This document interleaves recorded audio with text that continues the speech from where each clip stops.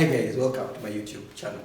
Let me tell you a story that could have easily been a Hollywood movie blockbuster.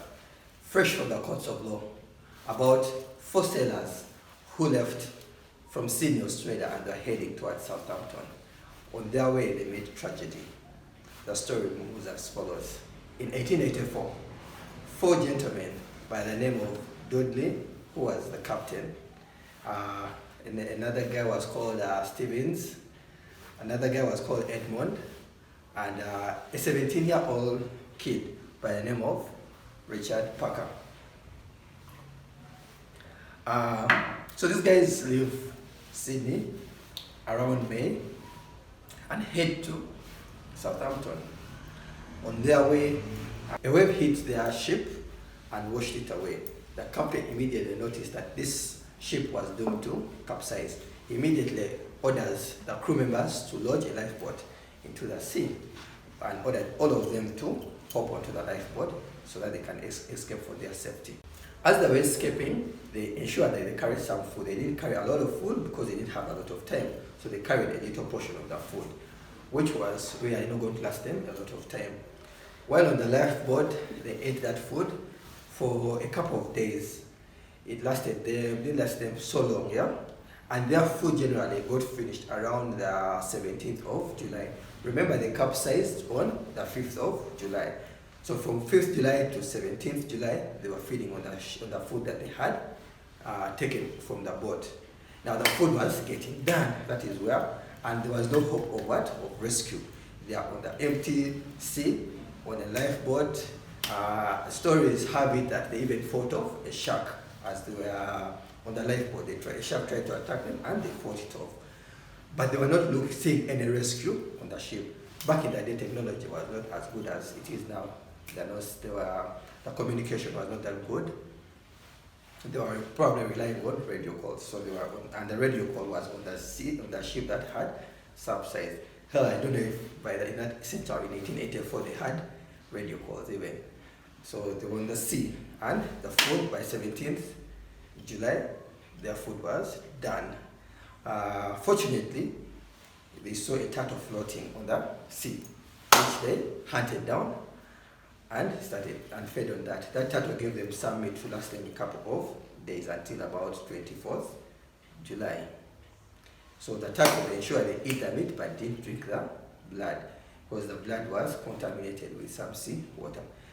When you were fighting with the turtle from the sea, some seawater entered the blood, so they could not feed on it. You know, when you feed on seawater, it is risky on the sea, isn't it? Yeah. So you end up it makes you sick, and you become more and more thirsty. So you get more dehydrated. So they ensure they don't have some of the seawater. But during that period of time, they are waiting for rainwater to come, for the rain to come, but there was no rain. Yeah. That was the interesting bit of it. There was no rain. So we move on. It's now 24th July. Yeah, their food is done. One of their crew members, the 17-year-old, was getting sick. He was in a coma. Reports say that he had gone in a coma. And these guys were like, okay, now what do? We need to survive. They're like, now we need to eat one of our chaps. Yeah? And the captain tells them, let's toss a coin, let's vote. Who are we going to eat? Yeah? And they all, so each of them started giving their manifesto, like, you know what, you guys, I have kids and family at home, they're waiting for me, it can't be me. Let's eat that 17-year-old kid. He has no family, you know? So, other people were a bit hesitant. The other two crew members were a bit hesitant, yeah? Because, you know, it's not easy to end a life or eat another human being. But they were starving and they needed to survive. There were four people. So the cost of eating one individual versus the four people dying, you can do the math, isn't it? So around same time, around 24th, they decided that, you know what, we have to eat Parker. He's almost dying. I know if he dies, he's giving us a chance at having fresh blood. You know, if we kill him before he dies, because he was about to die, we have a chance at having fresh blood. So they come up with their plot.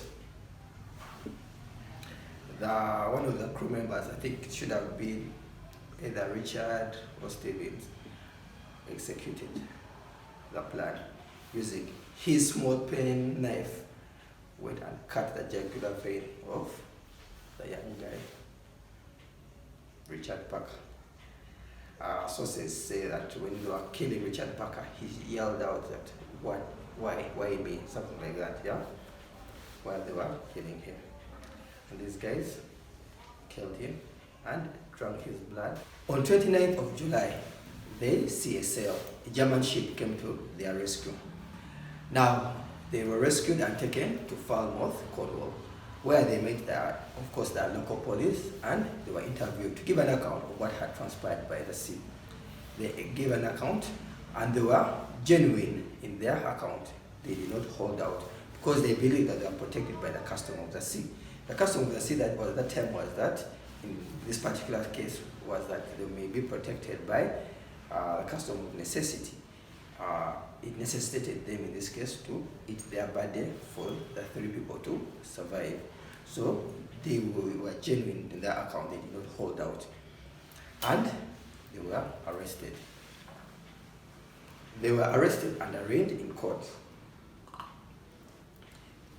The key principle, or the key question in this case, was whether necessity was a defense of murder. No doubt they had confessed to murder. They had murdered their colleague, the 17-year-old chap, in cold blood. But their defense was, it was necessary for them to kill this guy, for them to survive. They believed that if they hadn't eaten this guy, their own survival would have been very difficult under the circumstances.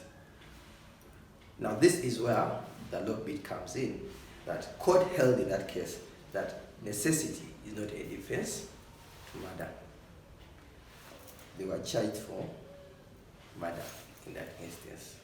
This later on got to be known as the famous case of R versus Dudley and Stevens case. Thank you for listening. Subscribe and follow. Till next time. Bye.